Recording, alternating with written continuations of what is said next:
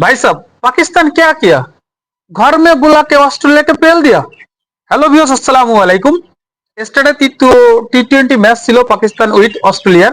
ঠিক আছে, তো মাত্র পাকিস্তান 207 রানের টার্গেট দিছিল। পাকিস্তান এই প্রথমবার অস্ট্রেলিয়ার সাথে 207 রান করেছে। এর আগে এত বড় স্কোর কখনো করেনি। ঠিক আছে, তো এই স্কোর করতে যারা মানে অবদান রাখছে, ঠিক আছে, সাইম আউব।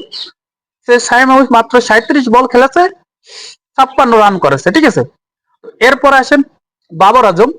বাবর আজম 36টা বল খেলে 50 রান করেছে, নট আউট। ঠিক আছে, একদম দাঁড়াই পড়েছিল, কিন্তু ব্যাটিং করেছে বাইরে ভাই, আনবিলিভেবল ব্যাটিং করেছে সাদাব খান। সাদাব খান মাত্র 18 বলে 46 ছিল, পরের বলটা 6 মারতে গেছে, 19 বলের সময় আউট হয়ে গেছে সেই 46 রানে। ঠিক আছে, আই থিঙ্ক তার ভিতর 5টা সিক্স মারেছে। ঠিক আছে, তো সাদাব খানের যে ইম্প্যাক্ট ক্রিকেটার তা প্রমাণ করতেছে সাদাব খান বারবার। বলও সুন্দর করতেছে, ব্যাটিংও সুন্দর করতেছে। সে অনেকদিন পরে দলের সাথে কামব্যাক করেছে।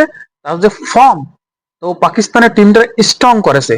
আর অস্ট্রেলিয়ার হোম গ্রাউন্ডে ডাইকে এনে হোয়াইট ওয়াশ করা বা এটা টাফ ব্যাপার। বর্তমানে যে অস্ট্রেলিয়ার team, Mitchell Marsh, Josh Inglis, এদের আছে ডেভিড হেডস, ঠিক আছে, শট, ক্যামেরন গ্রিন, জাম্পা, এত ভালো ভালো প্লেয়াররা সবাই এরা মনে করেন টি-20 ওয়ার্ল্ড কাপের জন্য প্রস্তুতি নিতে আসে পাকিস্তানে।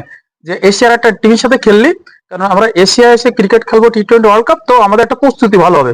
যেরকম ইন্ডিয়া শ্রীলঙ্কা নিউজিল্যান্ড খেলা আছে, নিউজিল্যান্ডে ধরেছে ইন্ডিয়া। আবার ইংল্যান্ড খেলতেছে শ্রীলঙ্কার সাথে, শ্রীলঙ্কার মানে ধরছে ইংল্যান্ড। এবং অস্ট্রেলিয়া ভাবছিল পাকিস্তানে ভালোভাবে ধুবানি, কিন্তু পাকিস্তান উল্টে ভাবে ধুয়ে দিয়েছে, উল্টো করে ধুয়ে দিয়েছে। মাত্র 96 রানে প্যাকেট হয়ে গেছে ভাই, 100 রানও করতে পারেনি। আর নেওয়াজ, ও ভাই, নেওয়াজ যে বাবার দাদা একটা ইন্টারভিউতে বলেছিল না, নেওয়াজ, ঠিক আছে, নেওয়াজ ফখরুল এরা যে ব্যাটিং বোলিং করে, ঠিক আছে, নেওয়াজ 5টা উইকেট নিয়েছে 18 রান দিয়ে মাত্র। শাহিন শাহ আফ্রিদি কাম ব্যাক করেছে অনেকদিন পরে, ঠিক আছে, ভালো বল করেছে, 3বার বল করে 18 রান দিছে না 16 রান দিছে, দিয়ে 2 উইকেট নিয়েছে। এদের নাসিম শাহ 1 উইকেট নিয়েছে। ঠিক আছে, আহ 2 বা 3 বল করেছে। টোটালি মিলে পাকিস্তানের যে স্ট্রং জুন আছে, সালমান আলী আগা যে ক্যাপ্টেন্সি করতেছে, সুন্দর captaincy, man of the series হয়েছে। ঠিক আছে, Nawaz man of the match হয়েছে। আর অস্ট্রেলিয়ার মনে আসছিল কি যে জিম্বাবুয়ে হচ্ছে ছোট টিম পাইছে, আর তাই হোম গ্রাউন্ডে এরকম ধোয়া ধরছে পাকিস্তান।